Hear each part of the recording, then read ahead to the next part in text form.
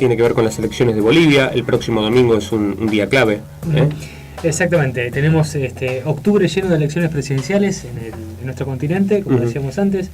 Bolivia, Brasil y Uruguay. Sí, lo de Brasil es prácticamente insolayable, claramente. Pero ¿cómo está, antes de meternos con Bolivia, cómo está hoy Brasil? Mira, vamos por más que pasaron un par de días de elecciones presidenciales, vamos a repetir el resultado. Ganó Dilma Rousseff digamos, la primera ronda, no alcanzó para ser reelegida. Obtuvo el 43% de los votos. Segundo fue Aécio Neves, representante del Partido Socialdemócrata, que es el expresidente Cardoso. Y tercera, Marina Silva, que parecía que se iba a comer los chicos crudos y que inclusive le disputaba cabeza a cabeza la elección a Dilma Rousseff, no fue así, con el 20% de los votos. ¿Aécio cuánto sacó? Aécio Neves sacó el 33%. Hay casi 10 puntos de ventaja, un poquito menos de 10 puntos. Primera conclusión, el PT, obviamente está contento con el triunfo, pero desconcertado porque pensó que el segundo iba a ser de Silva y que la diferencia con el segundo iba a ser mayor, ¿no? Aécio Neves es un candidato que no le gusta mucho al PT para tener la oposición, porque está bien, lo refieren todo el tiempo al pasado, lo tratan de pegar a Cardoso, a los años 90, al neoliberalismo, pero al mismo tiempo está representando un deseo de cambio de la ciudadanía brasilera, que también está presente en el discurso de los publicistas de Dilma Rousseff. Porque el lema de Dilma Rousseff es un nuevo gobierno, nuevas ideas, ¿no? Por más que es el mismo gobierno, es como esto es otro gobierno que tiene un cambio radical. Quiere ser como una renovación total, pero... Claro, porque recordemos las manifestaciones populares del Mundial, la Copa Confederaciones el año pasado, y ahora se vienen los Juegos Olímpicos de Río 2016. Entonces hay una sociedad todavía muy molesta con la clase política. Hubo muchos casos de corrupción que salieron a la luz. El poder desgasta, son 12 años de ejercicio de poder en manos del PT. Lo mismo ha pasado con gobiernos anteriores en Brasil, ¿no? Y con 8 años de Cardoso terminó muy desgastado. Y yo creo que de acá al 26 de octubre vamos a tener una campaña negativa de las dos partes, ¿no? En bueno y malo, pasado y futuro, muy apuntado a la campaña sucia. Campaña sucia, campaña negativa, se van a tirar con todo por la cabeza. Y lo que hay que ver es esos votos de la tercera candidata, de Marina Silva, hacia dónde se dirigen. Los votos no son propiedad exclusiva de ella, pero ese 20% que tiene ella. Pero como decíamos antes, fuera de aire, hoy mismo en la tarde va a haber una declaración oficial del Partido Socialista Brasilero, que es el que llevaba la candidatura de Silva, que es una coalición de partidos en realidad, ¿no? Una postura oficial sobre a qué candidato van a apoyar. Si apoyan a Dilma Rousseff por la reelección o se inclinan por Aécio Neves. Es un panorama complicado. También hay mucha gente que no votó.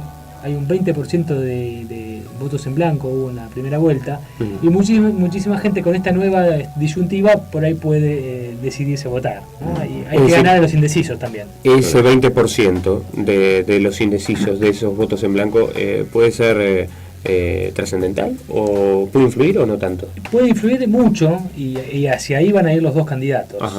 También está el tema de lo regional y los clivajes sociales que hablamos la vez pasada.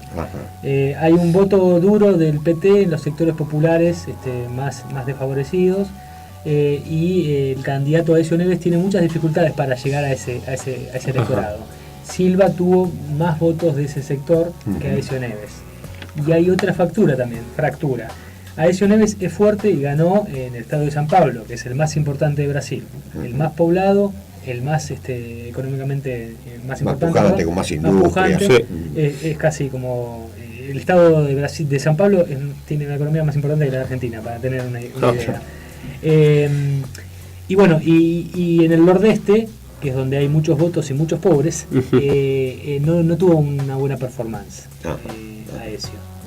Así que los publicistas estarán rompiéndose la cabeza para ver cómo hace. Seguramente. El domingo entonces, como habíamos anticipado, en Bolivia habrá elecciones, es importante, claramente hay un candidato que es insolayable. Exactamente. Evo Morales va por su tercer triunfo en las elecciones presidenciales. va por la última reelección posible. Todas las encuestas le dan una ventaja de entre 40 y 45 puntos en el segundo candidato, que es Samuel Doria. Hay otros candidatos, también Tuto Quiroga, que fue expresidente y vicepresidente de Banzer. Lo más probable es que gane en primera vuelta, que gane con más del 50% de los votos. Y entre el 2009 y 2014 cambiaron muchas cosas en Bolivia, en el escenario político, económico y social boliviano. Si en el 2009 todavía Evo era muy discutido y criticado y rechazado violentamente en el oriente boliviano, lo que se llama la Media Luna. La parte más baja. Es el estado de Santa Cruz de la Sierra, claro. Tarija, esos estados, ¿no?, de oriente, que Santa Cruz también está el corazón económico de Bolivia, la ciudad más poblada de Santa Cruz de la Sierra, no La Paz. Ahí era muy criticado y tuvo muy mala elección en el 2009 Evo Morales. Sin embargo, en esta elección es muy probable que gane en el oriente boliviano. ¿Y qué cambió? ¿Qué cambió? Muchísimo. Evo es mucho más pragmático de lo que nosotros pensamos desde este lado, ¿no? Desde acá se ve lo más simbólico de Evo Morales, que desde su propio rostro, ¿no? Es el hecho de ser indio en un país donde las élites blancas criollas gobernaron durante muchísimos años.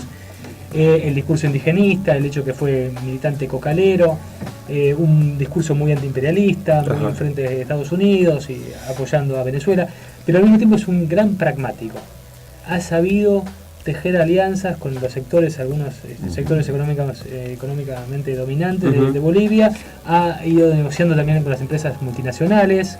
Sí, no le hizo asco a la deuda externa, tomó deuda a bajísima tasa porque es reconocido como un país serio, pagador. Exactamente, ¿cierto? De hecho tiene mejores performances a nivel internacional para recibir crédito que nosotros. Por supuesto. Eso es parte de su propia habilidad política, ¿no? Y eso se lo han empezado a reconocer los opositores. De hecho, en esto, en Santa Cruz de la Sierra. Menem. No, por favor. No, muy fuerte. Es muy fuerte. No, muy fuerte. No, creo que no. No llega. No, por favor. Pero sí en el sentido de ser un animal político, eso sí puede ser. Sí, un animal político que sabe adaptarse a las circunstancias. Otro dilema que tiene Bolivia es qué va a pasar con el MAS, el partido que él lidera, el movimiento del socialismo, cuando él no esté, cuando no pueda ser candidato. Porque ahora gana, está bien, 4 años más de Evo Morales, pero después... ¿Qué va a pasar? ¿Qué va a pasar? Bueno, ¿qué va a pasar? Es la pregunta que nos hacemos nosotros entonces el próximo domingo y seguramente con lo que reste para Brasil en cuanto a sus elecciones. Gracias, Rafa. Bueno, nosotros seguimos esperanzados también, un tema que nos importa mucho y uno de los títulos recientes tiene que ver con el Tunante 2 en Brasil y estos 4 tripulantes argentinos. Una declaración reciente de una de las hijas de los tripulantes dijo: hay un 90% de coincidencia entre la foto y el velero. Nosotros ya te habíamos hablado de esto, por eso la esperanza no se pierde. Te recuerdo que el pasado 26 de agosto se perdió este velero argentino, recordándote también